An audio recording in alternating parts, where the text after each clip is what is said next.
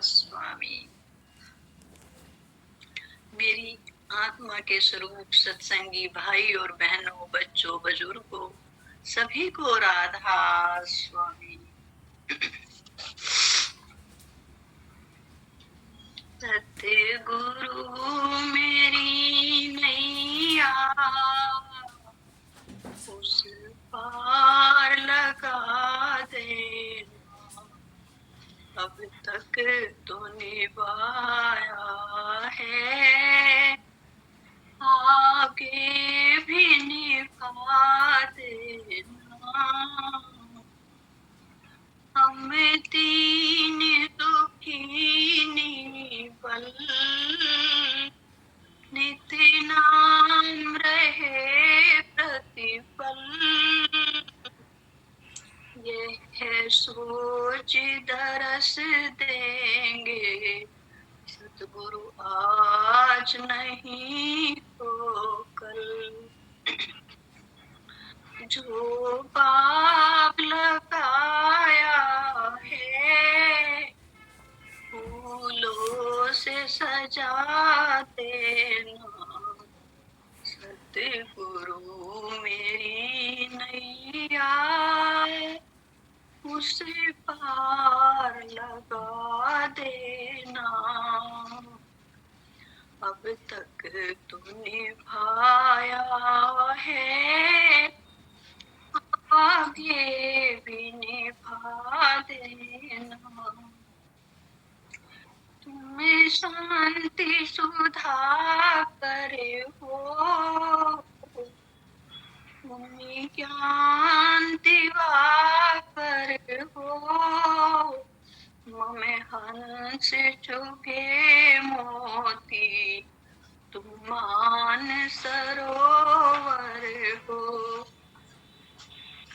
दो बूंद सुधा रस की हमें को भी पिला देना, सतगुरु मेरी नैया उसे पार लगा देना, अब तक तो निभाया है, आगे भी निभा देना। को भी भला कब तक दर्शन को मुझे तुमसे, चरणों से लिपट जाऊं वृक्षों से लता जैसे, अब द्वार खड़ी तेरे मुझे राह दिखा देना, सतगुरु मेरी नैया उसे पार लगा देना, अब तक तो निभाया है, आगे भी निभा देना।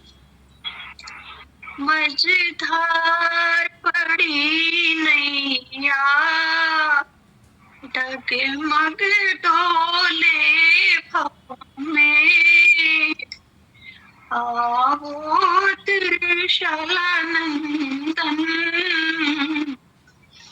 हमें ध्यान धरे मन में, अब तनवर करे विनती मुझे अपना बना लेना, सतगुरु मेरी नैया उस पार लगा देना, अब तक तू निभाया है, आगे भी निभा देना। प्रेमी सज्जनों, मैं ये कुंभ चल रहा है, इसे कई दिन से टेलीविजन पे बहुत ही इसके बारे में सुनाई आ रहा है कि ये है वो है, लेकिन ये कुंभ तो हमारे भी अंदर है। जैसे कि हमने सुना है कि वहाँ त्रिवेणी है, देखा तो मैंने है नहीं, सुना ही है कि 3 नदियों का वहाँ एकत्रित हो रहा है। उसमें नहाने लेने से सभी पाप धुल जाते हैं, सभी रास्ते साफ हो जाते हैं। तो जो मालिक की मौत पर हुई मैंने समझा, मैं उसे आप सब में भी बांटना चाहती हूँ कि जो वहाँ वे 3 नदियां हैं, गंगा और यमुना, सरस्वती।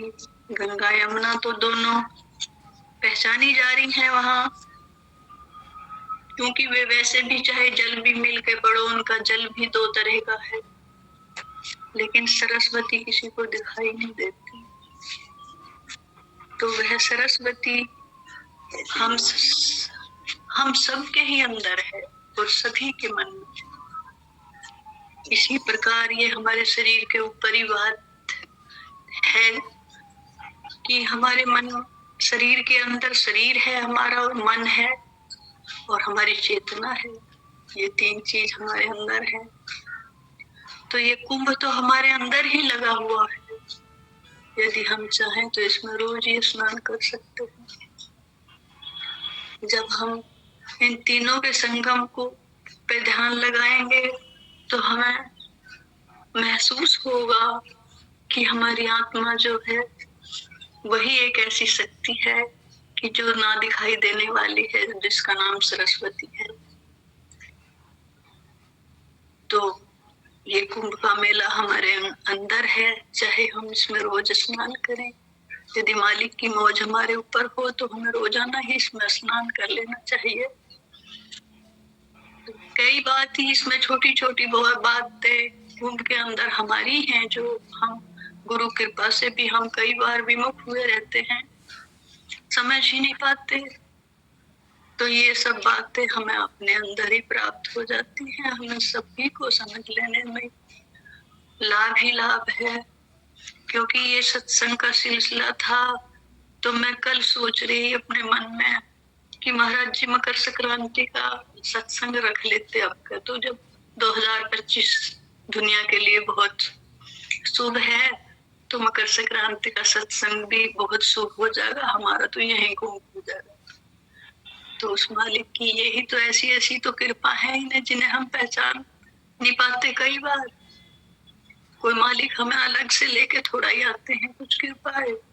हर वक्त हम अपने विचारों में मालिक मौज को ही रखें, विचारों में रखें और बरतने में रखें, तो हमें उनकी कृपा का हर समय पता चलने लगेगा। जब दिक्कत होती है, जब भी हम यही सोचें कि हमारे मालिक की मौज है ऐसी, इसमें कोई लाभ है, तो हमें कृपा की पहचान हो जाएगी उनकी। जब हम ये रास्ता हर समय लगे रहने का है, ये भूलना की बात जो है, बस यही हम फिर कुछ मार खा जाते हैं। लेकिन जब भूल जा, फिर हम कोशिश करें कि अब हमें इतनी देर होगी, मालिक कैसे हुआ, क्यों हुआ, मुझे ऐसे कैसे भुलाते हो।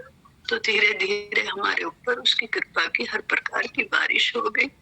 बस मैं ज्यादा समय महाराज जी का नहीं लेती, अपनी वाणी को यही विराम दूंगी। राधा स्वामी। आज तो मुझे आवाज नहीं आ रही, जैसे भी कुछ हो।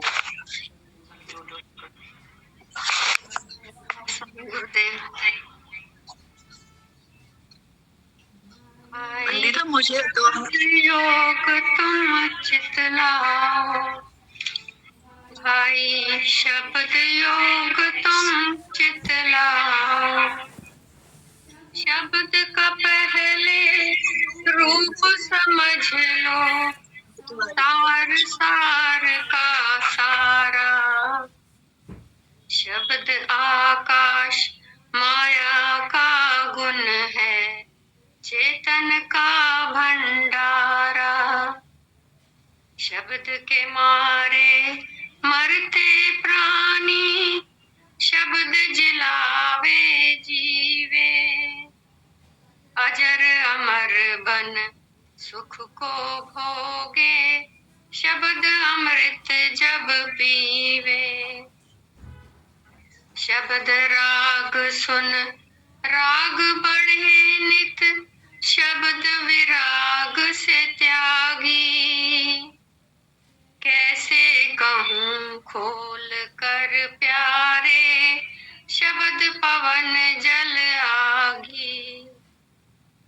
गुरु गम लेकर घट में कमाई, सुन धुन अनहद बानी। चित विरति का निरोध सहज हो, सुरत बने असमानी। बिन गुरु गम नहीं घट में चलना, मन मत कभी न होना।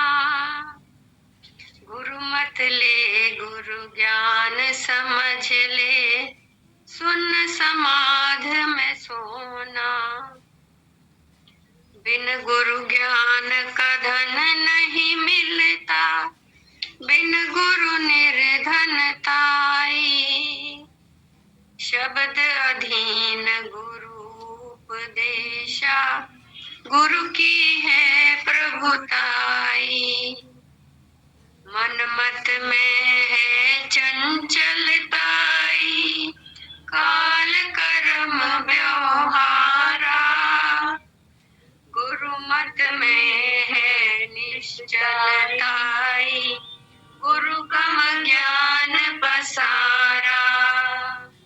शब्द सुरत में सुरत शब्द में, शब्द सुरत एक सारा। शब्द सुरत का मर्म है न्यारा, पावे गुरु मुख प्यारा। पृथ्वी छोड़ गगन को धावे, गगन में शब्द विलासा। दीन सुन के पार ठिकाना, राधा स्वामी पद में वासा। दीन सुन के पार ठिकाना, राधा स्वामी पद में वासा।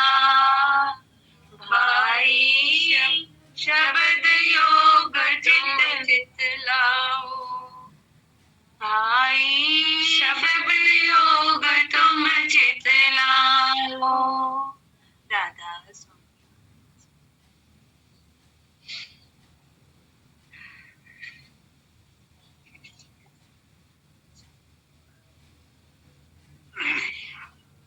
गुरुदेव जगत व्याप्तम् ब्रह्म विष्णु शिवात्मकम्, गुरु परतरम् नहीं किंचित्, तस्मै श्री गुरुवे नमः।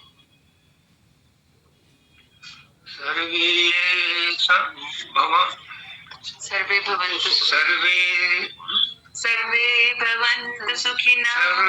भवन्तु सुखिनः, सर्वे सन्तु निरामयाः, सर्वे भद्राणि पश्यन्तु, मा कश्चित् दुःखभाग् भवेत्। परम तत्व आधार परम पुरुष पूर्ण धनी मालिक कुल हजूर पुष्करनाथ जी महाराज की पवित्र आत्माओं से भी सत्संगी भाइयों बहनों माताओं बच्चों बुजुर्गों राधा राधा। मानव दयाल जी कहते थे कि सत्संग आयोजित नहीं होता, सत्संग तो हो जाता है।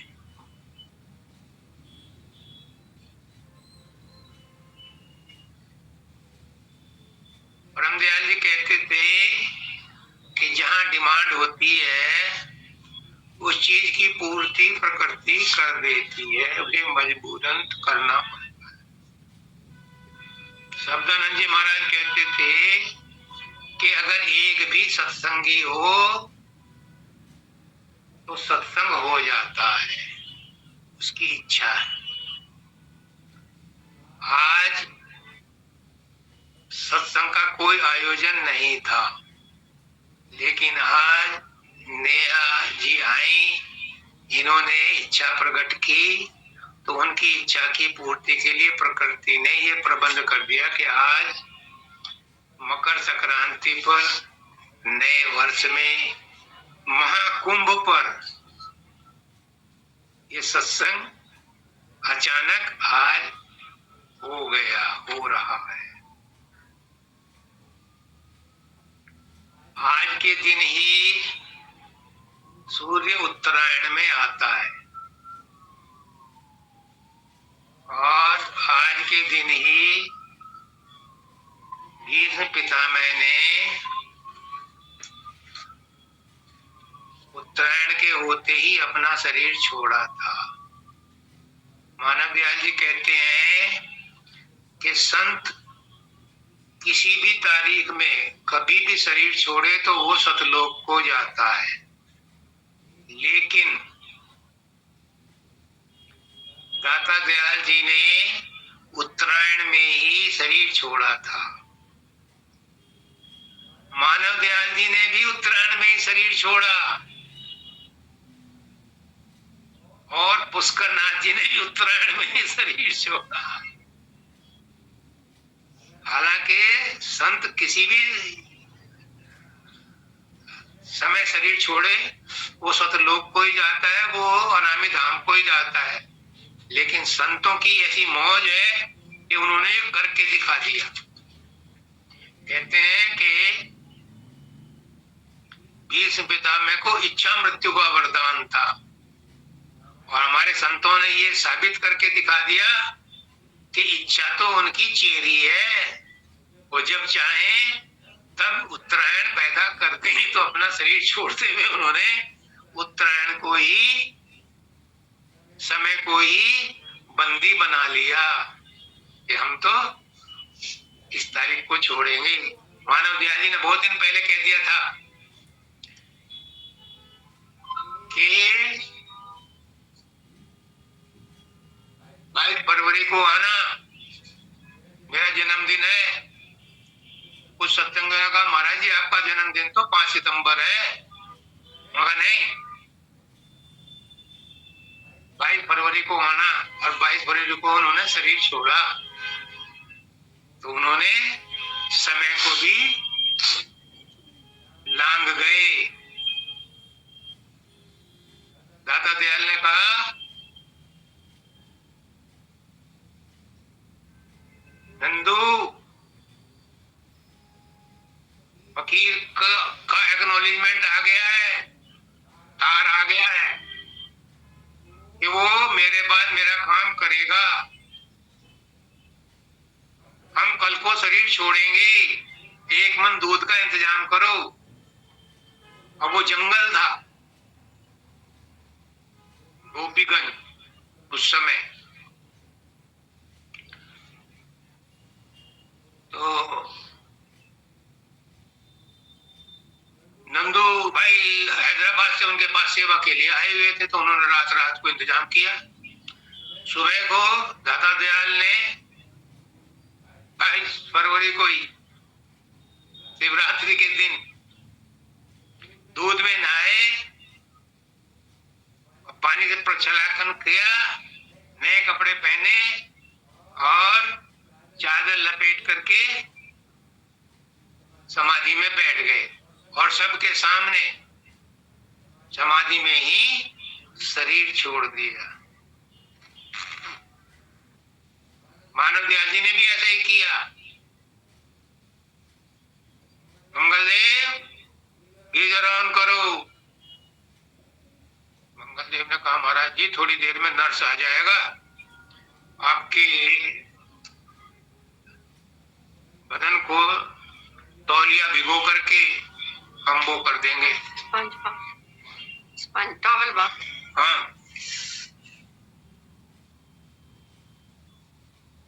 उन्होंने नहीं, गीजर ऑन करो, हम नहाएंगे। उन्होंने गीजर ऑन किया, तो मंगलदेव जी रात को उन्हीं के पास होते थे। उन्होंने गीजर ऑन किया, चलो हमें लेकर के बाथरूम में। तो मंगलदेव जी ने लेकर के गए, नहलाया। देखो सामने अलमारी में से सफेद कुर्ता पजामा निकालो, हमें पहनाओ, बनाया। देखो चादर लपेटो हमारे चारों तरफ, क्योंकि अपने आप तो बहुत कमजोर थे और समाधि में बैठ गए और छोड़ दिया शरीर। 22 फरवरी को ये संतों की मौज है। उसका नाथ जी ने कहा, अरुण मुझे घर जाना है। उन्होंने कहा महाराज जी 2-3 दिन में आपको भेज देंगे। कहा नहीं मुझे जाना है।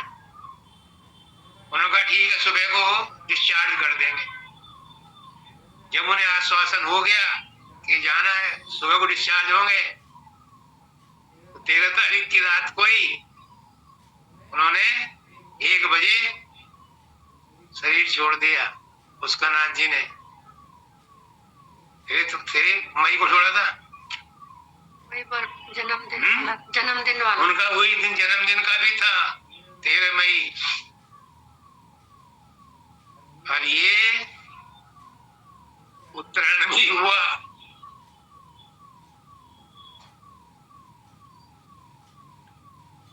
बाबा फकीर कहते हैं कि एक बार उन्हें उज्जैन के सत्संगियों ने कुंभ के मेले पर सत्संग देने के लिए बुलाया। फिर वो सत्संग की एक किताब बन गई।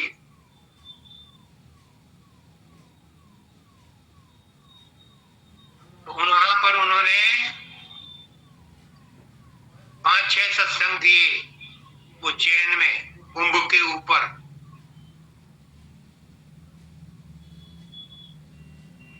मानव दयाल जी ने भी उज्जैन में जाकर के 12 साल बाद फिर,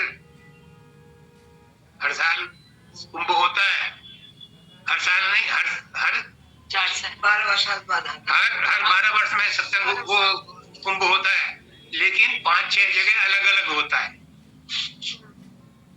कहते हैं कि जब वो अमृत का घड़ा लेकर के, अमृत नहीं है, मंथन, सागर मंथन में जब अमृत निकला था, उसका कलश लेकर के जब वो दौड़े थे असुर लोग, तो उनसे छीनने के लिए देवता भी दौड़े थे। तो कुछ बूंदें कहीं कहीं तीर्थों पे गिर गई थी, तो वहां पर कुंभ लगता है। तो 12 साल में एक जगह कुंभ लगता है। तो जब वो नंबर आया होगा, तो दोबारा से जब नंबर आया, तो उज्जैन में मानव दयाल जी भी गए सत्संग देने, उज्जैन कुंभ पर। मैं नहीं जा सका था, लेकिन मंगल देव जी गए थे। तो जो मानव दयाल जी ने सत्संग दिया था, उसका कुछ कुछ याद है, ज्यादा नहीं है। और आज उसके लिए बताना जरूरी है, क्योंकि आज कुंभ भी है। और आज गुरुदेव कपिला जी ने सुबह सुबह पुष्करनाथ जी का फोटो भेज दिया। तो मैंने उन्हें लिखा कि आपने आज मकर संक्रांति पर, कुंभ के मौके पर मेरे गुरु की मुझे याद दिला दी। अब इतनी कृपा और कर दो कि इसी आज के दिन ही मुझे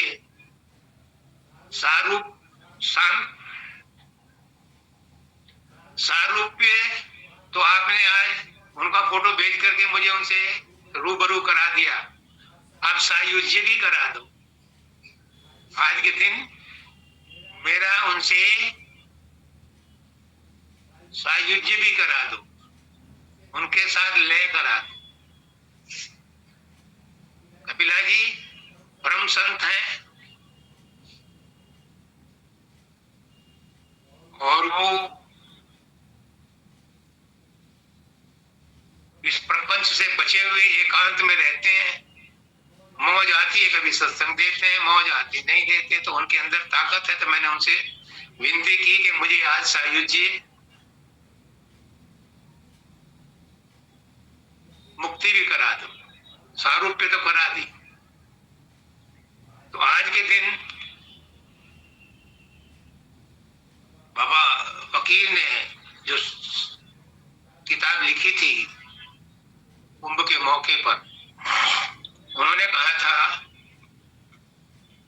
कि हिंदू धर्म में, हिंदू शास्त्रों में यज्ञ की बहुत महिमा है।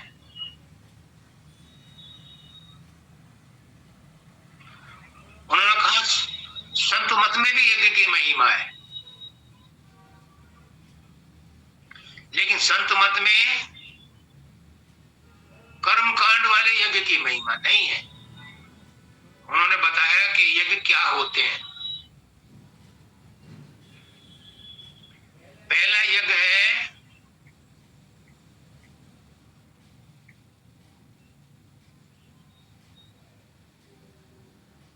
अजामेघ यज्ञ।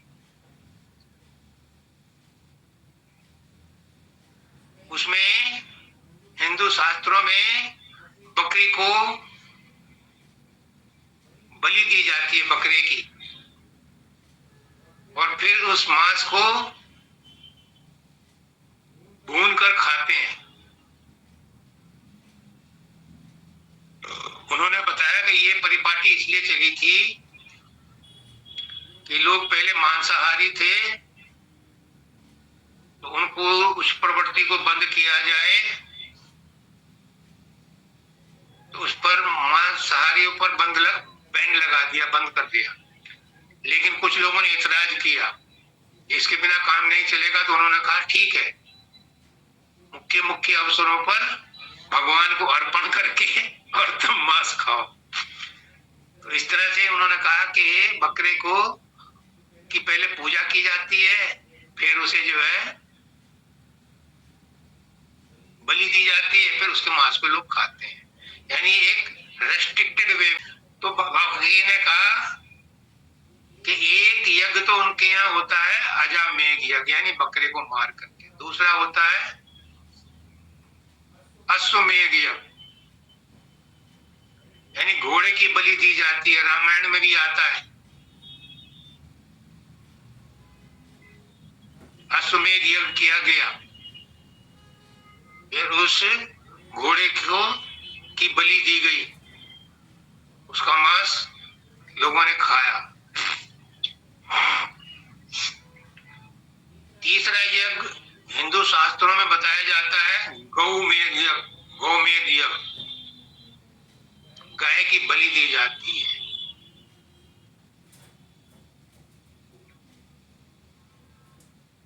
अब हिंदू लोग गौ को पूजते हैं मां कह करके, लेकिन कैसे दी जाती है, क्या होता है, ये मालिक जाने, कैसे उसे बर्दाश्त करते हैं। और चौथा यज्ञ बताया उन्होंने नरमेघ यज्ञ, यानी आदमियों की या बच्चों की भी बलि दी जाती है, वो भी वो यज्ञ माना जाता है।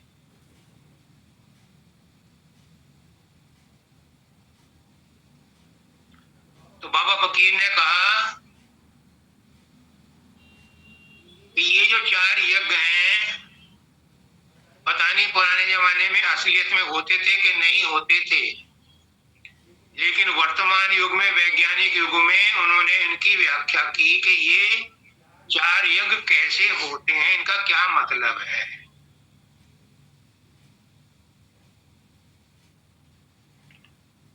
उन्होंने कहा कि अजामेघ यज्ञ, अज कहते हैं बकरी को,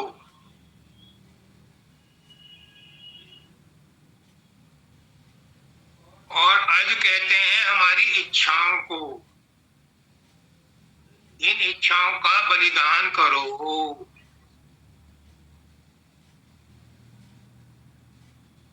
तो ये अजामेघ यज्ञ कहलाएगा।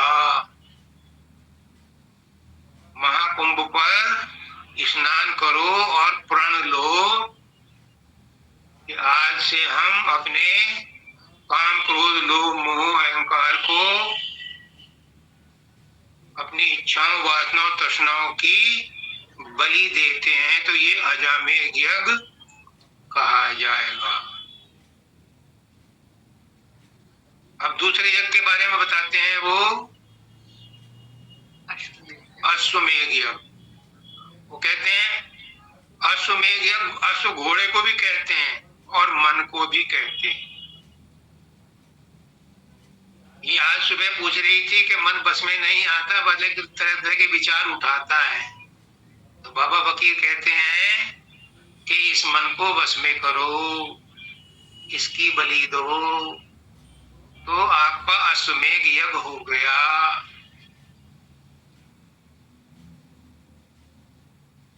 अब तीसरे यज्ञ के बारे में बताते हैं, गौमेध यज्ञ। वो कहते हैं कि गौ को हिंदू धर्म में माता का दर्जा दिया गया है, गौ माता कहते हैं। उसकी बलि कोई नहीं देता, बैल की बलि कोई नहीं देता, क्योंकि बैल खेती में काम आता है, हल चलाता है। वो कहते हैं गौ कहते हैं इंद्रियों को, इंद्रियों की बलि दो। 5 कर्मेंद्रियां हैं, 5 ज्ञानेंद्रियां हैं, इनकी बलि दो, तो आपका गौमेध यज्ञ हो गया।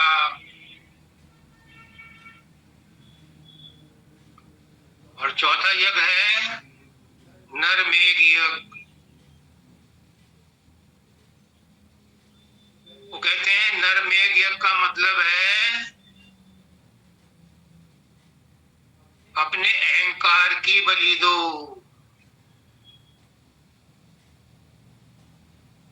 आदमी को मार करके बलि नहीं दी जाती, अपने अहंकार की बलि दो, तब ये यज्ञ आपके काम आएगा। जब आपका अहंकार चला जाएगा तब आपकी आध्यात्मिक उन्नति होगी। इस 4 प्रकार के यज्ञ करने के बाद आप देखो कि संत मत में कैसे इनको आध्यात्मिक उन्नति का पायदान बनाते हैं।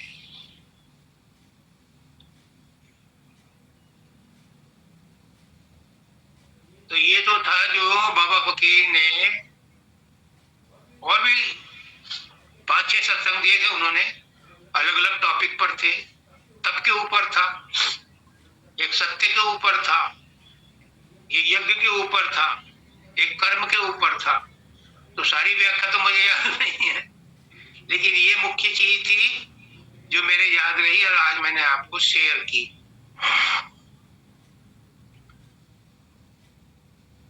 अगर संत मत में आपने पैर रखा है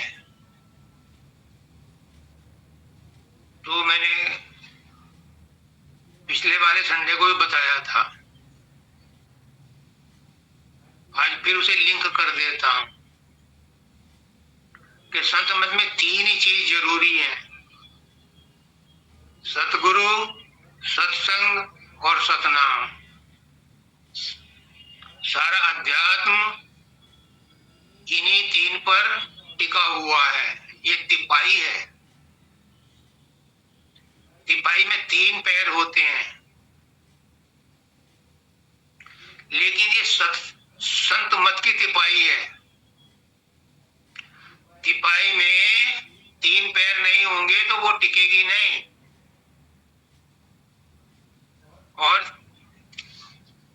3 पैर तभी तो टिका हुआ है। एक इसमें छोटा बड़ा हो गया तो ये गिर जाएगी। लेकिन संत मत में एक छूट है, चाहे सतगुरु को पकड़ लो, चाहे सत्संग को पकड़ लो, चाहे सतनाम को पकड़ लो, किसी एक को पकड़ लो। तीनों को पकड़ लो बहुत ही अच्छा, 3 ना पकड़े जाए किसी 2 को पकड़ लो, 2 ना पकड़े जाए 1 को पकड़ लो, और तुम्हारी प्रगति उसी से हो जाएगी। यानी 3 के तीनों जो है ये एक में से ही निकले हैं और उसी में रहते हैं और उसी में समाते हैं। और वो एक क्या है, आज का शब्द दो, वो एक क्या है? वो एक है शब्द। शब्द ने रची त्रिलोकी सारी, सबसे निकली माया सारी, उस शब्द से ही सृष्टि की रचना हुई, उस शब्द से ही वो धार निकली। शब्द क्या है? जब मालिक अनाम था, गुप्त था, अव्यक्त था, तो यहाँ कुछ नहीं था, कुछ नहीं था, कुछ नहीं था।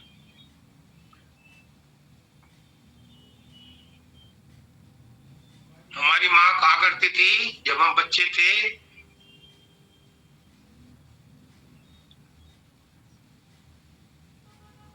वो कहती थी, वो एक भजन गाती थी,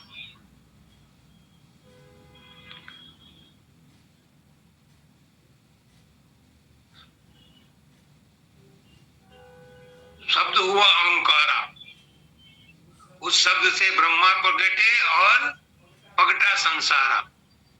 जब यहाँ कुछ नहीं था, कुछ नहीं था, कुछ नहीं था, तो एक विस्फोट हुआ, उससे ओंकार पैदा हुआ। और वो ओंकार क्या था? वही शब्द था, उसी से रचना हुई है। उस शब्द की, उस मालिक से वो शब्द निकला, उससे धार निकली, शब्द की धार बन गई और वो फैली, वो नीचे उतरी। उस धार को ये सूरत कहते हैं। पहले वो जहां शब्द हुआ वो अनामी धाम था, वो अव्यक्त धाम था। पहले वहां के उस विस्फोट से वहां पर जो सूरतें थी वो जागी, वो स्वप्न में थी, क्योंकि यहाँ कुछ नहीं था तो स्वप्न था। वो जागी, उसके बाद जब वो जाग गई तो वो धार फिर जो बहुत ताकत थी। शब्द अगर कहीं लाउड स्पीकर बज रहा है, भजन हो रहा है, तो उसकी जितनी वेलोसिटी है उसको कोई रोक नहीं सकता, वो दूर दूर तक जाता है। ऐसी उस शब्द में बहुत ताकत थी। पहले वहां की सूरतें जगी, उसके बाद फिर वो अलग लोक में आई, वहां की सूरतों को जगाया उन्होंने, हिला हिला कर स्वप्न में पड़ी थी। फिर अगम देश की सूरतों को जगाया, उसमें बहुत शब्द में ताकत थी, वहां सूरतों को उन्होंने जगाया। उसके बाद सतलोक की शब्दों को जगाया और सतलोक तक आते आते उसकी प्रवाह, उसकी गति कम हो गई। लेकिन नीचे की सूरतों को भी जगाना था, तो वहां से सतपुरुष ने उस सूरत की धार के साथ आद्या शक्ति और लगा दी कि तुम जाओ और आगे की रचना तुम करो। उधर काल भगवान ने पहले ही रिक्वेस्ट कर रखी थी कि मैं भी नीचे रचना करूंगा जाके, तो उसने कहा तू जा, चला जा। उसने आकर के नीचे की रचना की। तो नीचे की रचना माया और सूरत ने मिलकर के की। ऊपर की रचना में माया नहीं है, निर्मल देश में। तो वो शब्द की धार ही सूरत कहलाई। तो कहते हैं कि गुरु के चरणों में बैठो, तो कौन से गुरु के चरणों में बैठो? गुरु है शब्द, और शब्द के चरण क्या है? समझने की बात है। शब्द के चरण क्या है? जहां शब्द होगा वहां प्रकाश भी होगा। तो गुरु के चरण है प्रकाश, यानी प्रकाश के को ग्रहण करो। तो सब आपने गुरु के चरण ग्रहण कर लिए। इस गुरु के चरण नहीं ग्रहण करने। बाबा फकीर कहते हैं इन चरणों में तो कीटाणु लगे हैं, इन्हें मत चाटो। जो गुरु के असली गुरु है, शब्द उसके चरण है, प्रकाश, उसको चाटो, उसमें घुसो, तो उद्धार होगा। उसके बाद फिर नीचे की रचना हुई और माया के साथ। ब्रह्मांड में तो माया निर्मल है, लेकिन पिंड देश में माया मलिन हो गई। इसमें 3 गुण मिल गए, रजोगुण, तमोगुण, रजोगुण, सतोगुण, रजोगुण, तमोगुण। 5 भूत मिल गए, आकाश,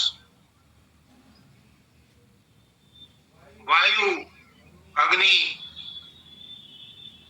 जल और पृथ्वी।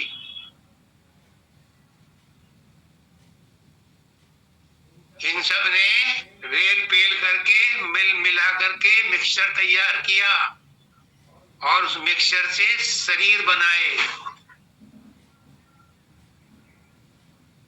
उस शरीर में इस सूरत को बैठाया गया, आत्मा को बैठाया गया। फिर इसमें खेल खेलने के लिए एक महोदय, महाशय को, मन को भी बैठा दिया, क्योंकि बिना मन के, बिना विलन के कोई पिक्चर अच्छी नहीं लगती। इसलिए विलन का काम करने के लिए मन को भी शरीर में बैठा दिया। और फिर तमाशा शुरू हो गया, नाटक शुरू हो गया। तो इस शब्द में कहते हैं दादा दयाल, भाई शब्द योग तुम चित लाओ। शब्द योग करो, क्योंकि शब्द से ही रचना हुई थी। उस शब्द को अब उल्टे मार्ग चलो। उल्टा मार्ग संत का, उल्टा संत का पंथ, और जो कोई उल्टे मार्ग चले सो पावे निज कंठ। तो सूरत शब्द का मार्ग गुरु से पूछो, वो आपको कहेगा उल्टे चलो। यानी सूरत जिस तरह से नीचे उतरी थी उसी तरह से ऊपर को चढ़ो तो तुम अपने मालिक तक पहुंचोगे। जैसे मछली पानी की धार को काट करके उल्टी चढ़ती है, ऐसे ही तुम भी चढ़ो। वो क्या था, जब बारिश तेज होती है तो नहरों से, पोखरों से मछलियां उल्टी चढ़ती हैं और धार को पकड़ के बादलों में पहुंच जाती हैं। और बादल जब बरसते हैं तो कहीं कहीं मछलियों की बारिश होती है। ऐसी वो कहते हैं कि तुम भी सूरत शब्द योग को गुरु के पास जाके समझो और उल्टे चढ़ो। यानी सूरत जिस समय नीचे उतरी थी शरीर में, तो यहाँ तीसरे तिल पर ऊपर से आकर के यहाँ तीसरे तिल पर मंडल बनाती हुई यहाँ तीसरे तिल पर आकर रुक गई। और यहाँ उन्होंने हेडक्वार्टर बनाया और नीचे के सारे शरीर में फैली हुई है। कहीं भी सुई चुभो, कांटा चुभे तो दर्द होता है, क्योंकि वहां पर सूरत मौजूद है। तो दुख सुख कौन महसूस करती है? बड़ा एक बार प्रश्न उठा था, क्या शरीर सुख दुख महसूस करता है? नहीं, शरीर तो जड़ है। क्या मन महसूस करता है? नहीं, मन भी जड़ है। तो फिर सूरत को तो ना आत्मा को ना नैनम छिंदन्ति शस्त्राणि नैनम दहति पाप, आत्मा को तो कोई कष्ट होना नहीं चाहिए।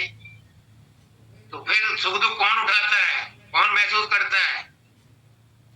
तब गुरु ने बताया कि जो सूरत थी, जो आत्मा थी, जब वो जीवात्मा हो गई, शरीर में आ गई, तो वो जीवात्मा कहलाई, वो सुख दुख महसूस करती है।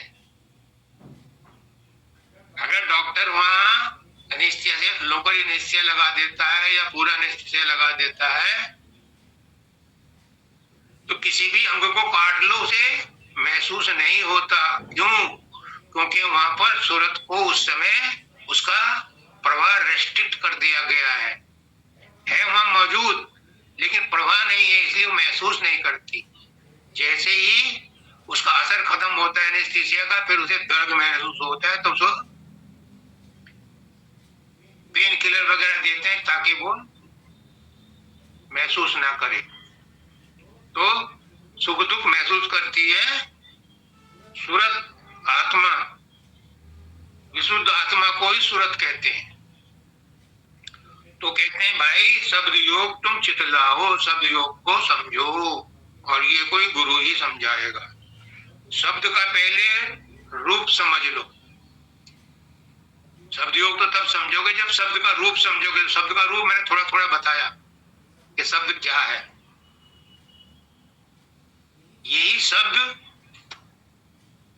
सब सार का सार है, सब सच्चाइयों की सच्चाई है, क्योंकि इसी शब्द से सब कुछ प्रकट हुआ है। यही शब्द चैतन्य है, यही शब्द आत्मा है, यही शब्द सूरत है। इसी शब्द से ताकत लेकर के मन भी ड्रामा करता है।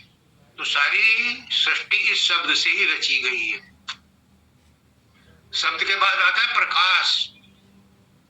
शब्द ने प्रकाश और शब्द साथ साथ चलते हैं। जहां शब्द होता है वहीं प्रकाश होता है, जहां प्रकाश होता है वहीं शब्द होता है। और बिना प्रकाश के कोई भी वनस्पति पैदा नहीं हो सकती, कोई भी चीज एग्जिस्ट नहीं कर सकती जब तक प्रकाश ना हो। तो शब्द ने उसे चेतना दी और प्रकाश ने उसे रूप दिया, इसलिए प्रकाश को रूप भी कहा जाता है कि रूप भी प्रकाश के द्वारा ही बनता है। अगर प्रकाश ना हो तो कोई रूप रंग ना बने, इसलिए कहते हैं रूप रंग की ये सृष्टि है। तो चेतना तो शब्द से मिली और रूप और रंग मिले प्रकाश से।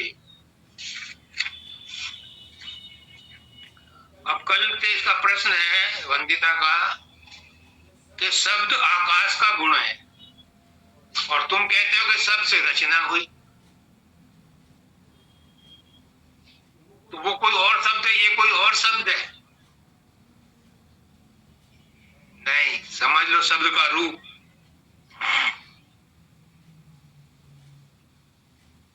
जो शब्द चैतन्य है, जिस शब्द से रचना हुई, जिस शब्द से सूरतें बनी,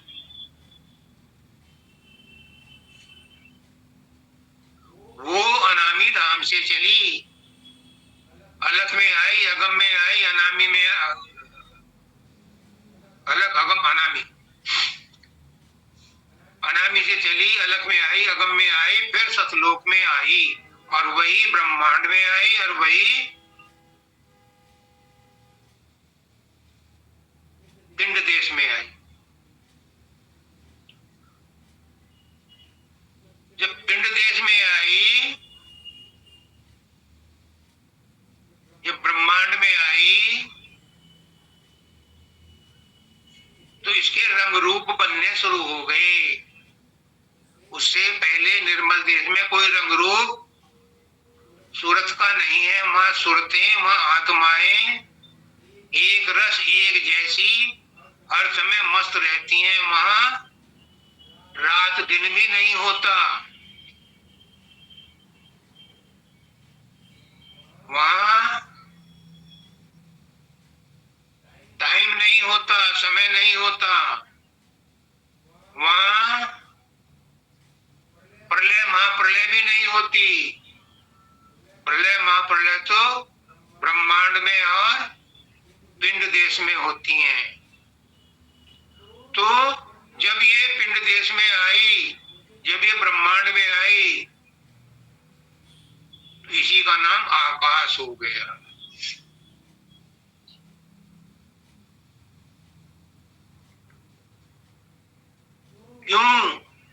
क्यों हो गया इसका नाम आकाश? क्योंकि आकाश का गुण है शब्द। ये आपको उपनिषद में मिलेगा।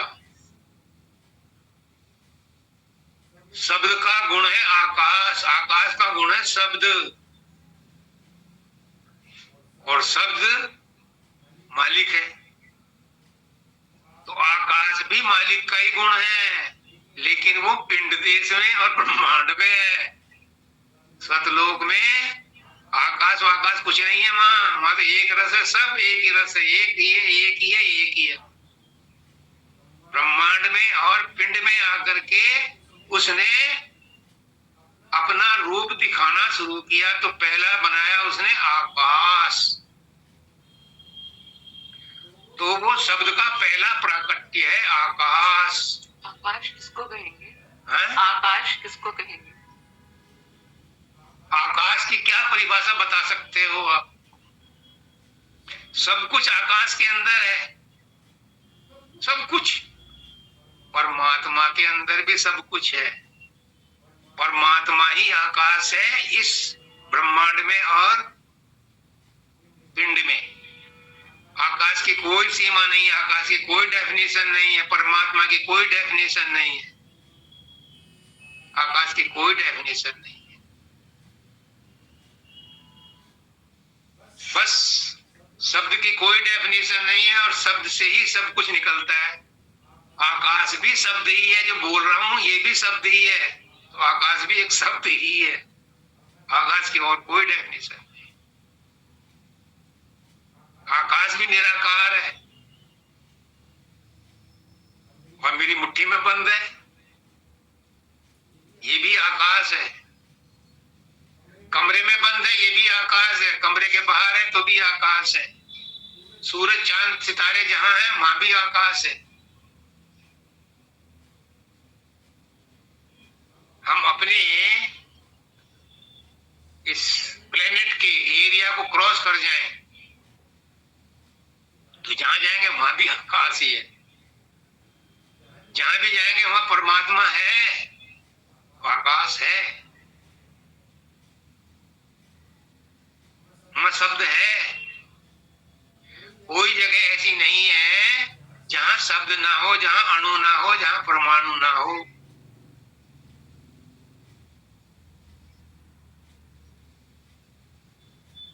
तो वो आकाश है। आकाश की कोई सीमा नहीं है, आकाश की कोई डेफिनेशन नहीं, परमात्मा की कोई सीमा नहीं है, परमात्मा की कोई डेफिनेशन नहीं है, क्योंकि परमात्मा शब्द ही है और शब्द ही आकाश है। उससे ज्यादा क्या समझ सकते हो आकाश के बारे में? जितना कहूंगा सब संसार है, लेकिन समझेगा मत न्यारा। जो समझ जाएगा उसको समझ में आ जाएगी, और जो इनको ढूंढेगा उसे ढूंढने में आकाश नहीं मिलेगा, क्योंकि आकाश ऐसी चीज नहीं है, परमात्मा ऐसी चीज नहीं है, शब्द ऐसी चीज नहीं है कि जिसकी व्याख्या की जा सके या जिसको लेबोरेटरी में टेस्ट किया जा सके, क्योंकि सब कुछ तो उसी के अंदर हो रहा है।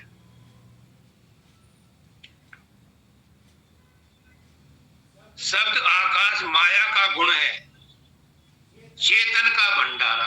अगर समझना है आकाश को तो चेतन को समझ लो कि ये चेतन का भंडार है। अब चेतन क्या है? चेतन तुम हो। तुम अपने आप को समझ लो तो आकाश को समझ जाओगे, तुम अपने आप को समझ लो तो तुम चेतन को समझ जाओगे, तुम परमात्मा को समझ जाओगे। सबसे पहले तुम अपने आप को समझो। मैं नहीं कह रहा, ये भी कह रहे हैं चेतन का भंडार। शब्द के मारे मरते प्राणी, शब्द जिला में जीवे। किसी को कड़वा शब्द कह दो तो मरने के बराबर है उसके लिए। बाबा फकीर कहते थे कि सबसे बड़ी हिंसा किसी के मनोबल को तोड़ना है। तुम उसे चांटे मार दो फर्क नहीं पड़ेगा, उसका मनोबल तोड़ दिया तो हमेशा के लिए मर गया बेचारा। मंदिर मस्जिद चाहे 1000 तोड़ो, लेकिन किसी का दिल मत तोड़ो। शब्द ऐसा मत कहो कि दिल टूट जाए। प्रेम से बोलो यार। जो बात तुम कड़वा होकर के बोलते हो वो प्रेम से भी कही जा सकती है। हमारे एक ब्रांच मैनेजर थे, बड़े मीठे बोलते थे, जो भी उन्हें कहना होता था बड़े प्यार से कहते थे। वही बात अगर किसी ने गलती की है, गुस्ताखी की है, दंड देना है उसे, तो गुस्से में भी दे सकते हैं, और वो बड़े प्यार से कहते थे। एक चपरासी था, वो काम नहीं करता था। वो कहते यार तू बहुत अच्छा आदमी है, ऐसा कर तो मेरे पास बैठ जा, मुझे तेरे साथ अच्छा लगता है बैठना, यहाँ पिस्टल डाल के बैठ जा। अब एक दिन उससे बैठना मुश्किल हो गया, क्योंकि वहां तो बैठना तो है, वहां शरारत कर नहीं सकता। उसकी सारी शरारत छुट गई। बाहर होता था वो इधर की उधर लगाता था, उधर की उधर लगाता, किसी की चोटी मारता था, किसी को पेन छीन ले जाता, किसी का कुछ करता था। वो ऐसी शरारत करता रहता था, चपरासी था।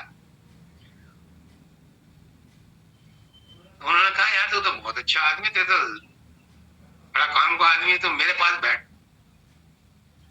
एक दिन ही बैठा गया, अगले दिन मालिक सर मैं जो बाहर ठीक हूँ, आपके पास नहीं बैठा जाता, मैं शरारत नहीं करूंगा। उन्होंने प्यार से समझा दिया उसे। शब्द के मारे मरते प्राणी, शब्द जिला में जीव।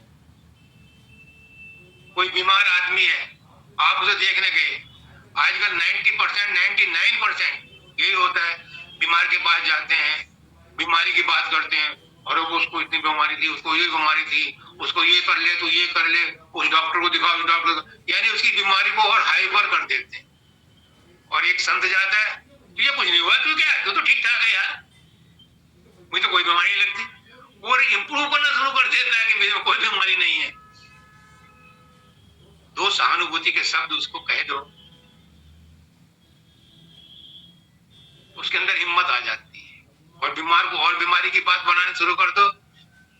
तभी तो मुस्काना जी कहते थे कोरोना के टाइम में, कोरोना का जिक्र मत करो, टीवी में देखो तो कोई एपिसोड देख लो, नहीं तो सीरियल देख लो, उसके क्या नाम, उसके महाभारत के, इसके उसके, कोरोना की न्यूज मत सुनो, क्योंकि उससे तुम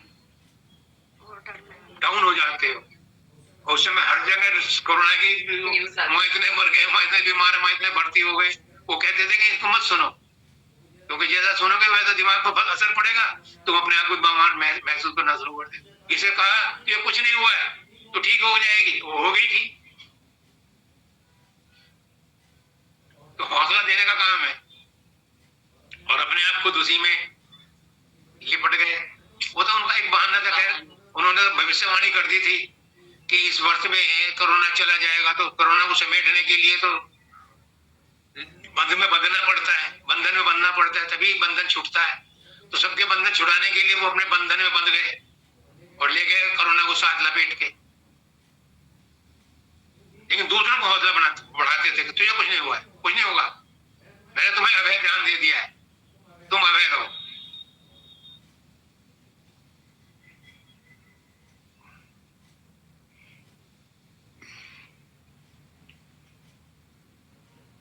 शब्द राग सुन, राग बढ़े ने, शब्द विराग से त्यागी।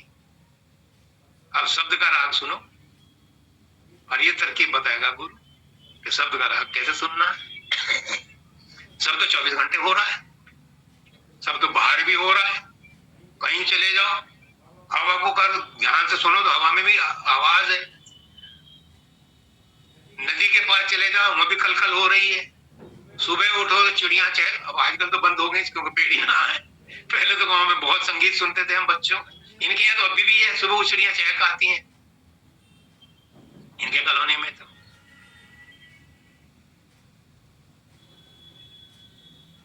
इन पर चले जाओ, पहाड़ों पे कितना सुंदर संगीत होता है, पेड़ों के पास खड़े जाओ उसके पत्तों में संगीत होता है, सुनने वाला चाहिए। तो राग तो बाहर भी है, सुबह शाम मंदिरों में, मस्जिदों में घंटे, गिरजाघरों में घंटे बजते थे, अब तो पता नहीं बजते नहीं बजते, अब ना हमारे तो मंदिर है बजते हैं, थोड़े बहुत बजते होंगे क्योंकि हाथ थकने वाले ज्यादा हो गए ना। पहले तो घंटों घंटे बजाते थे, मृदंग बजाते थे, अब तो शॉर्टकट हो गया था। लेकिन ये शब्द जो है, ये राग जो है, ये बाहरी है, अंदर में तो कंटिन्यूअस है, वो बंद नहीं हुआ, उसमें कोई बदलाव नहीं है। सब मंडलों के राग अंदर में जो के तुम वैसे के वैसे ही हैं, लेकिन सुनने वाले कम है। और वो सुनने के लिए तरकीब बताएगा गुरु। गुरु गम घट लेकर घट में कमाई, सुन सुन अनहद बाणी। अब ये कह रहे हैं कि गुरु से पता पूछो, अंदर में राग रागनी सुनो, अनहद बाणी सुनो, और पहुंच जाओ अपने धुर दरबार को, धुर घर को। लेकिन ये तभी सुनोगे जब चित्तवृत्ति को निरोध करोगे, और चित्तवृत्ति को निरोध करने के लिए तरकीब पूछनी पड़ती है, क्योंकि मन तो चंचल है, लेकिन मन फिर भी बस में आ जाता है, और चित्त तो ऐसा छुपा बैठा है कि किसी को पता ही नहीं है। उसकी वृत्ति को कंट्रोल करना तो बड़े बड़े योगियों का काम है। चित्त की वृत्ति निरोध के लिए तो पतंजलि ने योग चलाया था। चित्तवृत्ति निरोध ये उसी ने चलाया था चित्त की वृत्तियों को स्थिर करने के लिए। लेकिन उसको भी कितने लोग कर पाते हैं? एक्सपर्ट रहे ही नहीं उसके भी। 1 2 3 सीढ़ी तक के तो बहुत मिल जाएंगे, प्राणायाम कराने वाले तक तो बहुत मिल जाएंगे, लेकिन उससे अगला योग करने वाले बहुत कम, लिमिटेड होंगे, 2-4 ही होंगे। और ध्यान समाधि वाले तो एक्सपर्ट के एक्सपर्ट भी नहीं जानते कि ध्यान समाधि आगे कैसे करनी, धारणा पर ही आगे रुक जाते हैं। तो चित्तवृत्ति निरोध को इतना आसान काम थोड़ा ही है, पर बिना उसके काम नहीं चलता। पर संत मत वाले इसको भी बात करके कहते हैं कि चित्त भी की वृत्ति को, मन की वृत्ति को निरोध करने के लिए तुम सुमरन शुरू करो, और सुमरन से सब होता है। सुमरन से सब हो जाता है, अपने आप लाइन में लग जाता है। और सुमरन भी कैसे करना है? पहले तो जबान से वर्णात्मक बोलना पड़ता है, फिर वो मन जो है उसमें लिप्त हो जाता है तो अजपा जाप करना शुरू करता है। और तीसरी सीढ़ी में कहते हैं कि तुम इसे भी मन से भी मत करो, क्योंकि मन तो जहां तक करेगा, प्राणायाम तुम्हें जहां तक ले जाएगा, वो तो मन की हद तक ले जाएगा, उससे ऊपर नहीं जा सकता प्राणायाम। उससे ऊपर तो सूरत के साथ सुमरन करो तो वो तुम्हें तीसरे दर्जे में ले जाएगी, और फिर वहां से मिलेगा तुम्हें सार सत, वो तुम्हें ले जाएगा सतलोक। संत ऐसा बताते हैं। करने की बात करके देखो, खुद खाओ और जान जाओ। आपको आप पहचानो, कहा और करने एक न मानो। करके देखो, ये करनी का भेद है नहीं बुद्धि विचार, और बुद्धि छोड़ करनी करे तो पावे गुस्सा। और करनी का तरकीब बताता है सतगुरु, क्योंकि बिना गुरु के प्राणायाम भी नहीं होता। जो घर में बैठ के अपने आप प्राणायाम करेगा, सैकड़ों गलतियां करेगा, फायदे के बजाय नुकसान और हो जाएगा। जो जितना फायदा होना चाहिए तो उतना भी नहीं होगा। हर काम के लिए गुरु चाहिए। लड़की को रोटी बनाने के लिए पहले माँ से सीखना पड़ता है। जब मैं गाड़ी सीखी थी और मैं चलाता था तो लड़का पास में बैठा करता था। इसने देखते देखते गाड़ी चलानी सीख ली। एक दिन मैंने सुबह को कहा, हम गाजियाबाद आए थे एक शादी में, तो सुबह जैन था, उसके घर रात को टिके थे। तो सुबह को मैंने इसे कहा कि भाई जरा गाड़ी को, लड़के को कहा कि गाड़ी पर जरा शीशे पर कपड़ा मार दे अपने लड़के को। इन्हें कपड़ा मारा, ऐसा मौका मिला, इन्हें चाबी लगाई, चक्कर लगा गया। मैंने तो गाड़ी कब सीख ली? अब देखते देखते सीख ली। तो गुरु के साथ बैठोगे तो देखते देखते सुमरण भी हो जाएगा, ध्यान भी हो जाएगा, भजन भी हो जाएगा, चित्त की बत्ती भी शांत हो जाएंगी। इसीलिए कहते हैं सत्संग की महिमा है। जिसके साथ बैठते हो उसकी आदत पड़ जाती है। शराबी के साथ बैठोगे तो शराब पीने की आदत पड़ जाएगी। चुगलखोर के पास बैठोगे तो चुगली आने हो जाएंगी शुरू। और सदगुरु के पास बैठोगे तो उसके प्रभाव आप पर पड़ेंगे।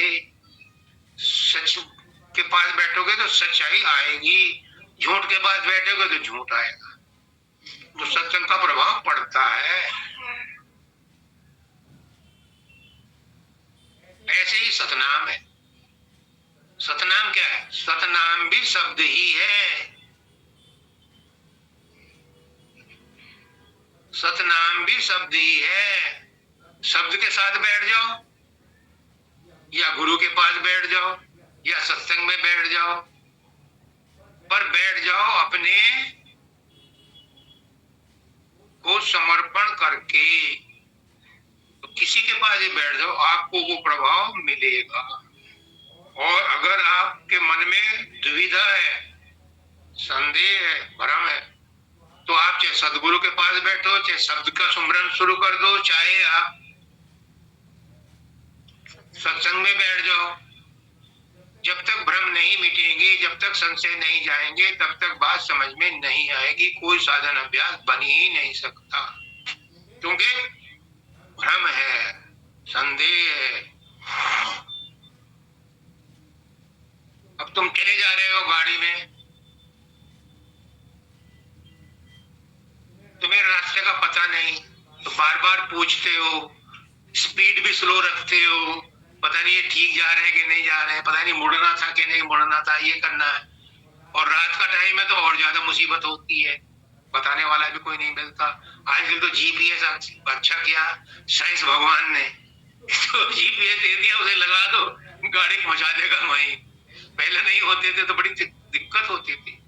और जब लौट के आते हैं तो बड़ा फटाफट एकदम आते हैं, जाते हुए 2 घंटे लगते हैं, आते हुए 1-1.25 घंटे पहुंच जाते हैं, क्योंकि रास्ता याद हो जाता है। ऐसे ही सुमरन ध्यान का है। सुमरन ध्यान में शुरू में दिक्कत आती है, जब हो जाता है तो बाबा फकीर कहते हैं कि एक सत्संगी, एक आदमी आया कि मुझे आपसे नाम लेना है। उसने कहा मैं तो नाम दान देना बंद कर दिए, मैं तो करता नहीं। आखिर मेरी ज्योतिष कहती है कि मुझे आपसे ही नाम लेना है और 15 नवंबर को ही लेना है। उसने कहा फिर 10 नवंबर को आ जा मेरे पास, 5-7 सत्संग सुन ले मेरे, और तब मैं तुझे नाम दूंगा। तो बाबा कह रहे मैंने लाख कोशिश करी कि मैं नीचे के दर्जों का उसे वर्णन करने के लिए अभ्यास करूं, मुझसे बैठा ही नहीं गया नीचे। मेरी सूरत नीचे से एकदम खड़ाक से ऊपर जाती थी। तो ये क्या है? रास्ता पता है। फिर तो पेडल अपने आप जो है स्पीड पकड़ लेता है, एक्सीलेटर अपने आप बढ़ जाता है, क्योंकि रास्ता पता है। जब तक रास्ता नहीं पता तो देर लगती है।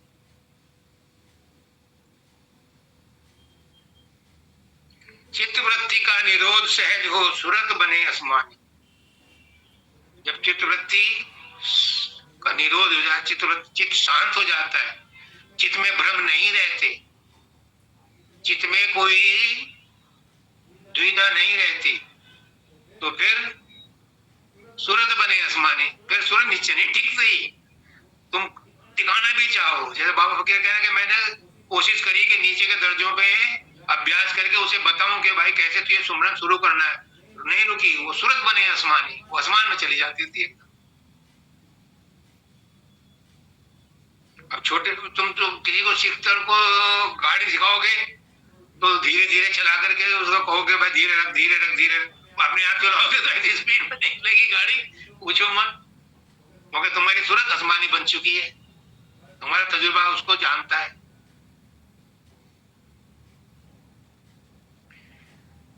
बिन गुरु में गम नहीं, घट में चलना, मन मत नहीं होना। अब बिना गुरु के अपनी मर्जी से कोई चाहे कि मैं सुमरन ध्यान करके और पकड़ लूं राह को, बहुत मुश्किल है, इम्पॉसिबल है। क्योंकि नाम रहे सतगुरु आदि, नाम तो सतगुरु के, नाम की चाबी तो सतगुरु के पास है। एक राजा था, वो गया साधु के पास, गुरु के पास, कि मैं सोच रहा हूं अब बहुत राजपाट कर लिया, साधु सन्यासी हो जाऊं, मुझे कुछ नाम बता दो ताकि मैं घर गृहस्थी में रहता हुआ पहले नाम सुमर लूं, फिर उसके बाद साधु सन्यासी बनूंगा। तो वो आया था, शाम के टाइम जाने की जल्दी थी उसे, उसने कहा तू राम राम करा कर। तो वो बोला कि ये तो सड़क पर जो साधु मांगते फिरते हैं ये भी राम राम करते फिरते हैं, मैं तो राजा हूं, मुझे तो कोई ढंग का नाम बताओ। उसने कहा कि राजन अब तो आप जाओ, मैं वहीं आऊंगा और तुम्हें उसका भेद बताऊंगा। अब वो 10-15 दिन बाद, महीने भर बाद राजा गया, वो क्या नाम संत बाबा गए राजा के दरबार में, और जैसे ही वो अंदर घुसे उन्होंने कहा राजा को गिरफ्तार कर लो। किसी ने नहीं सुना। जब वो राजा गद्दी के पास पहुंचे तो उसने कहा कि राजा को गिरफ्तार कर लो। अब सिपाहियों को भी गुस्सा आ गया, मंत्रियों को गुस्सा आ गया। जब उन्होंने दोबारा कहा कि सिपाहियों राजा को गिरफ्तार कर लो, तो राजा ने कहा गिरफ्तार कर लो पागल को। और उनका इतना कहते ही उसको गिरफ्तार कर लिया, साधु को। साधु ने कहा राजन समझ गए, मैंने 3 बार कहा, इन सिपाहियों पर कोई असर नहीं हुआ और तुमने 1 बार किया और मुझे गिरफ्तार कर लिया, क्योंकि ये आपके अधिकार क्षेत्र की बात है और ना मेरे अधिकार क्षेत्र की बात है। जिसको तुमने कहा था कि सड़क पर भी राम राम कहते फिरते हैं, वो अनाधिकारी हैं। जैसे मैंने तुम्हें कहा अनाधिकारी होकर गिरफ्तार कर लो, किसी ने नहीं सुना। उस नाम का कोई फायदा नहीं है। जो नाम गुरु देता है उस नाम का फायदा, क्योंकि वो नाम हो जाता है। उस नाम में उसकी अपनी कमाई की हुई शक्ति होती है। तो वे कहते हैं बिन गुरु गम नहीं घट में चलना। घट में बिना गुरु की सलाह के, बिना गुरु के गाइडेंस के मत चलना, क्योंकि बाहर में तो झंझट है ही, अंदर में बहुत झंझट है। सड़क बहुत टेढ़ी मेढ़ी है, मन हाथ नहीं रखने देगा, उल्टा कहीं फंसा देगा। विचारों में ऐसा गड़ा था, घंटे 2 घंटे बैठे रहो, पता चला कि एक बार भी सुमरन नहीं हुआ। इसलिए बिना गुरु के गाइडेंस के अंदर में नहीं चलना है। बिन गुरु ज्ञान का धन नहीं मिलता, बिन गुरु निर्धनता ही। बिना गुरु के सलाह मशवरे के कोई कुछ नहीं मिलता, बाहर में नहीं मिलता। अगर साइकिल की मरम्मत की दुकान खोलनी है तो पहले किसी के पास बैठ करके शागिर्दी करनी पड़ती है कि भाई पंचर कैसे लगाते हैं। पहले तो टायर खोलने की तरकीब देखनी पड़ती है कि टायर कैसे खुलता है, वरना लगाते रहो जोर, टायर निकलेगा थोड़ी पहिए में से। उसकी भी तरकीब है, वो बताएगा।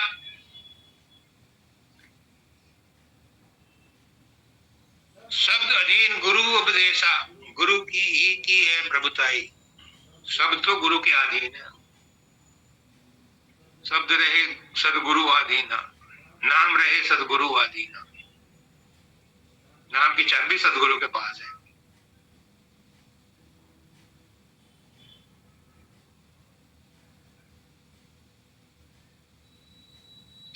मन मत में है चंचलताई, काल कर्म व्यवहार।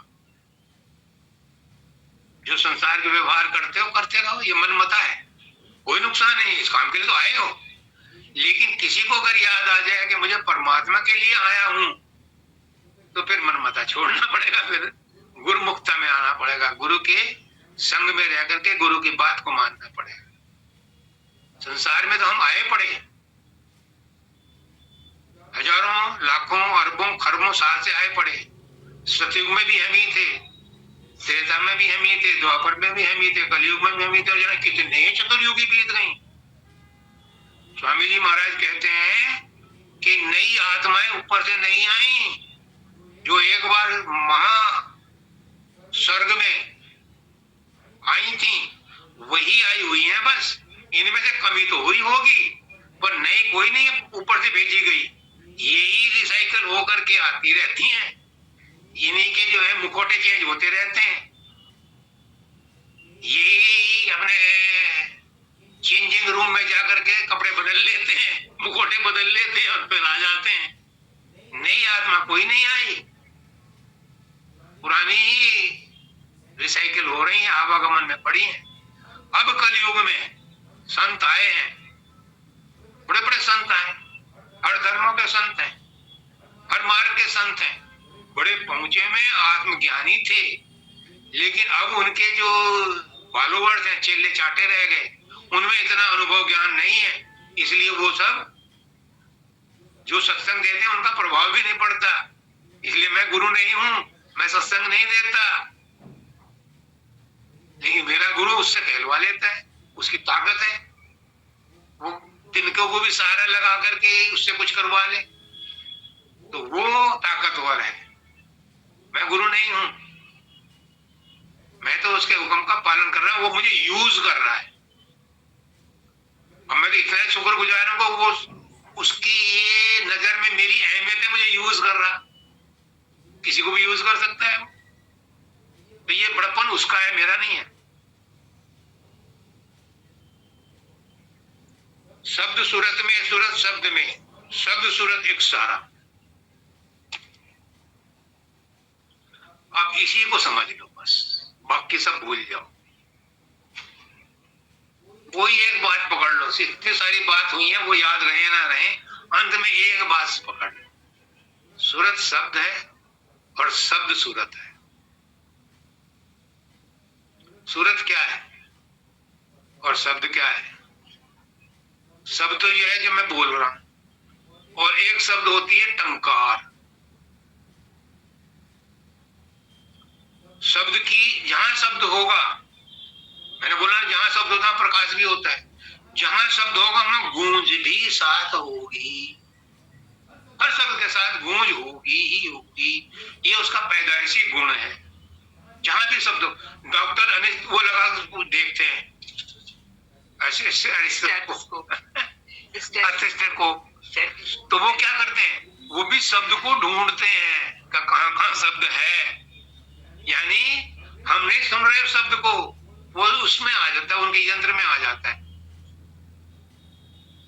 तो उसमें गूंज है, वो गूंज ही सूरत है। मैंने कहा था ना शुरू में कि शरीर में सूरत आत्मा यहाँ आकर के इस स्टेशन पर रुक गई, और यहाँ पर वो बिखरी पड़ी है, सारे अंग अंग में, रोम रोम में, सारे शरीर में फैली हुई है, इकट्ठी वो यही है। और जब वो हम सूरत शब्द योग से उसे इकट्ठी करके यहाँ ले आते हैं तो इसकी शक्ति बढ़ जाती है, और बढ़ जाती है तो फिर ये जैसे नदी में पुल बांध देते हैं, उसका पानी इकट्ठा होकर के ताकतवर हो जाता है, तो उसके ऊपर टरबाइन लगा करके उसे बिजली पैदा कर लेते हैं, उससे और काम करते हैं, उससे नहरें निकाल देते हैं, सिंचाई करते हैं दूर दराज में जहां पर पानी की किल्लत है। तो हमारे पास जब हमारी सूरत को सूरत शब्द योग से खींच करके यहाँ आती है, तो गुरु कहता है कि इसको अब टरबाइन लगा करके बिजली पैदा करो, नहर निकाल करके इसे ऊपर ले जाओ और अपने घर वापस जाओ। तो सूरत शब्द, सूरत मालिक है, आत्माओं का भंडार है, और सूरत उसकी धुन है। सूरत एक आत्मा है, शब्द भंडार है, उसमें सूरतों का अनंत अनंत अनंत अनंत सागर है सूरतों का, और उसमें से सूरत निकलनी है। वो सूरत एक हमारे अंदर भी है। तो सूरत में शब्द है और शब्द में सूरत है। बूंद में सिंधु, सिंधु में बूंदे, बूंद सिंधु दो एक हुए, और बूंद सिंधु का झगड़ा मन में उनके लिए अनेक हुए। राधा स्वामी सदगुरु आए, भेद दिया पूरा पूरा, और जो कोई इस भेदभाव को मेटे, सदगुरु का सेवक सुना।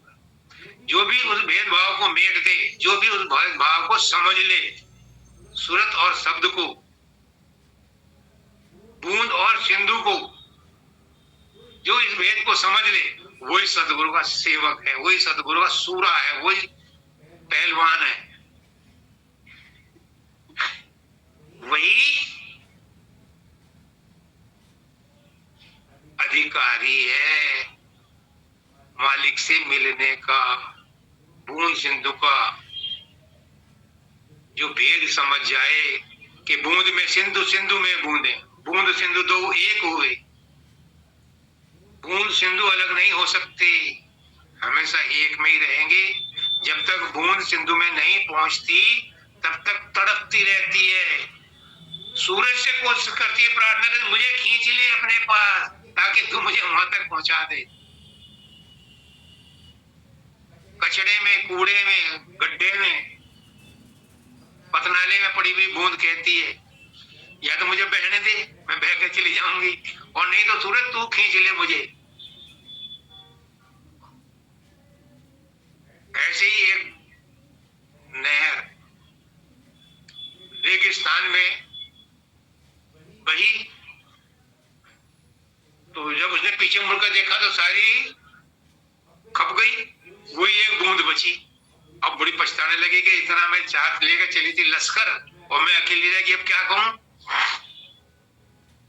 एक चिड़िया उड़ करके आती है कि बहन तू बहुत दुखी है। हाँ मैं बहुत दुखी हूँ, अकेली रह गई, मैं क्या करूं, अब मैं तो अस्तित्व खत्म हो जाएगा। अब तो तू ऐसा कर, तू सूरज को हवाले कर दे, समर्पण कर दे, अब तो मेरा तो अस्तित्व वैसे भी खत्म हो जाएगा। अब तो तेरा तो अब भी खत्म हो रहा है, पर अगर तू सूरज को समर्पण कर देगी तो तेरा अस्तित्व खत्म नहीं होगा, वो तुझे समुद्र में पहुंचा देगा।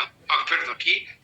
फिर वो समुद्र को न समर्पण करे, वो भाप बन करके ऊपर गई, भाप बन के ऊपर गई तो वो बादल बन गई, बादल बन गई तो उन्हें समुद्र में भाप से के साथ मिला दिया, और भाप के साथ मिला दिया तो फिर बारिश हुई, बारिश हुई तो समुद्र में गई।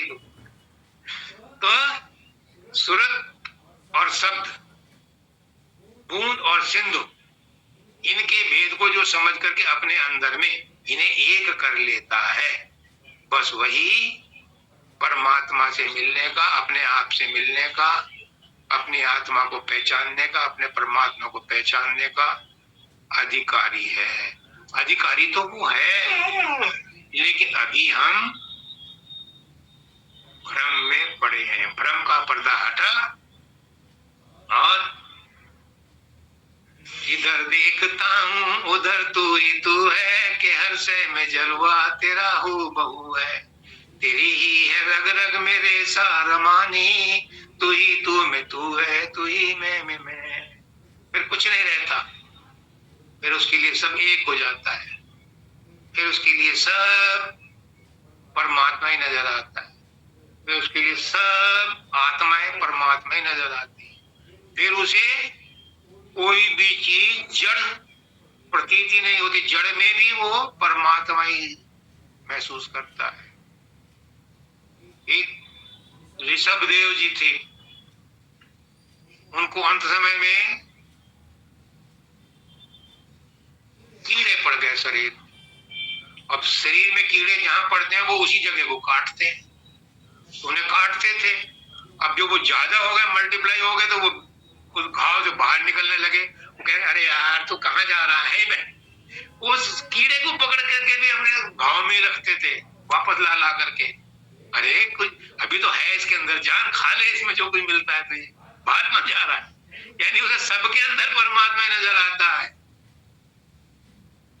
नामदेव जी ने रोटी बनाई, कई दिन बाद मौका मिला, कहीं से कुछ सीधा मिल गया, रोटी बनाई, रोटी बना करके वो अपने ठाकुर जी को भोग लगाने को लिए थे, तो कुत्ता आया और उन्हें उठा कर ले गया। अब वो कुत्ते के पीछे पीछे जावे, अरे भगवान रुक्की खाओगे क्या, एक घी से पड़वा लो, उसके पीछे घी का डब्बा लेकर जा रहे हैं नामदेव जी।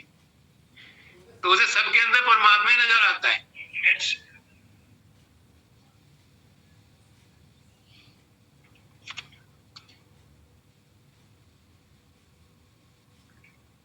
अब क्या कहते हैं,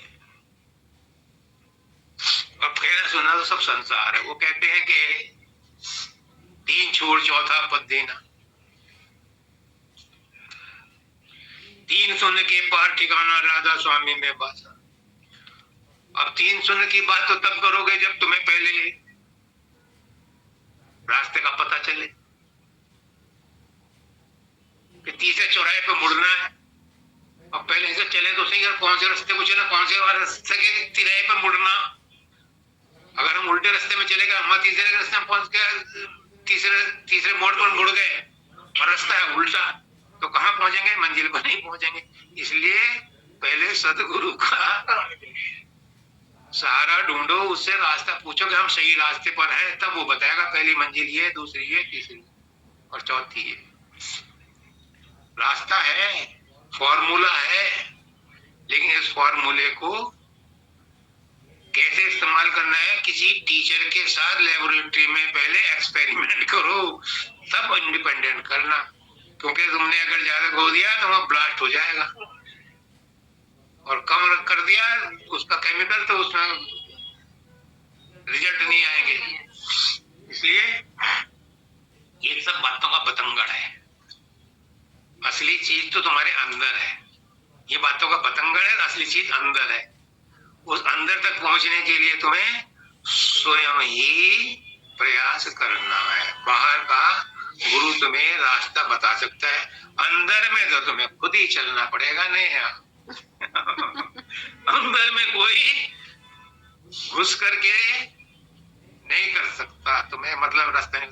बाहर से रास्ता बता सकता है, पर अंदर में तो तुम्हें रोटी खुद ही खानी है, तभी पेट में जाएगी। मानव दयाल जी कहते हैं, मैंने आज तक ऐसा नहीं देखा किसी और ने रोटी खा ली और मेरी भूख मिट गई हो। तो जिसको भूख है रोटी तो उसे खुद ही खानी पड़ेगी, रास्ता तो उसे अंदर में खुद ही चलना पड़ेगा। रास्ता गुरु बताएगा और आपकी वृत्तियों को समझ करके बताएगा कि किसी को सुमरन ध्यान कठोर बताता है, किसी को कहता है सेवा करो। और पंजाबियों में देख लो, क्या ब्यास में देख लो या गुरुद्वारों में देख लो, कितनी सेवा करते हैं लोग बाग। जुत्तों की सेवा करते हैं, फर्श की सेवा करते हैं, लंगर की सेवा करते हैं। मैंने भी होशियार में बहुत बर्तन मांजे किचन में। हाँ, क्यों करते हैं? ताकि मन की मैल धुल जाए, ऊंच नीच का फर्क पड़ जाए, खत्म हो जाए। वो ये बन करके थोड़े ना बर्तन मांज रहा था मैं। जब हम श्रिया के पास गए थे, हाँ? तो वहाँ भी एक बहुत बड़ा गुरुद्वारा है। हाँ? तो वो अक्सर जाती थी वहाँ। हाँ? वहाँ पे हमने भी 1-2 दिन जाके बर्तन, हाँ? उसको भी बड़ा मन था सेवा का। वहाँ अभिमान को, अहंकार को, अहम भाव को तोड़ने का सबसे अच्छा साधन है सेवा। इसीलिए मंदिरों में भी सेवा करने के लिए कहा जाता है, लेकिन लोग बाग नौकरों को भेज देते हैं, जा तो उसके फर्श बिछाइए, अपने आप बच गए। तो अगर फल मिलेगा तो नौकर को मिलेगा, फर्श बिछाने का तुम्हें क्या मिला? जब हम घर में कीर्तन करवाते हैं, जगराता करवाते हैं, तो किराए के गाने बजाने वाले बुलाते हैं और वो रात भर जागते हैं, हम सोते हैं। तो उसका फायदा मिलेगा जगराते का, तो उन्हें मिलेगा। जिन्होंने रात भर जाग करके भजन गाए हैं, हमें क्या मिला? तो इसलिए अंदर में तो खुद ही जाना पड़ेगा। अंदर में कोई और रास्ता नहीं है कि गोदी में उठा करके तुम्हें अंदर में पहुंचा देगा। वो तो तुम्हें खुद ही करना पड़ेगा। लेकिन रास्ता बता सकता है, हमदर्दी दे सकता है, आपके वृत्तियों को थोड़ा सा बदलाव दे सकता है, उसमें चेंज ला सकता है, सोच को बदल सकते। हाँ? सोच बदल सकते हैं। हाँ, लेकिन इच्छा शक्ति तो आपकी ही काम करेगी कि मुझे अंदर में घुसना है, अंतर्वृत्ति अंतर्मुख होना है। ये डिसीजन आपने लेना है, तब आपका काम सुखालित हो जाएगा। क्योंकि जहां आपने एक बार हाथ पकड़ा दिया, गुरु बाहर है, गुरु अंदर भी है। अंदर के गुरु को हाथ पकड़ा दिया, शब्द गुरु को हाथ पकड़ा दिया, तो वो अपने आप खींच लेगा। इसलिए बाहर वाले गुरु की इंपॉर्टेंस है कि वो अंदर वाले से आपका गठ जोड़ा कर दे। आज का सत्संग एक समाप्त करते हैं। सबको राधा। कपिला माता जी है कि यहाँ पर? राधा स्वामी जी। चरण शरण की बंधन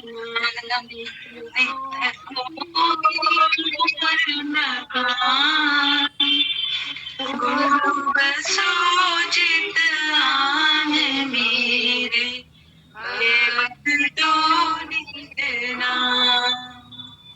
तेरी शरणागत हुआ, अब किसकी राखूं आस, आस तो तेरी दया की जग से रहूंगा। नाम गाऊं शब्द राधा मन आठों सुमिरन भाग मेरा धन शीश पर कमल दर लिया चरण लगाए अनित पापी तर गया गुरु शरण तेरी आए मोक्ति मन में भक्ति प्यारी लाग दया से भाग्य जाग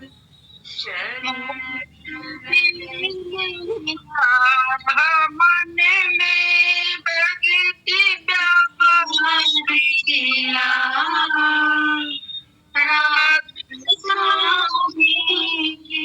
दया से पूर्ण जा चरणेश की वंदना नित कोई और न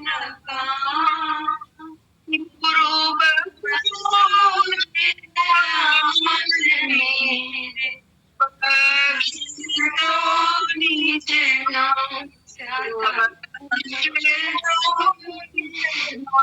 सतगुरु राधा स्वामी। सभी को राधा स्वामी जी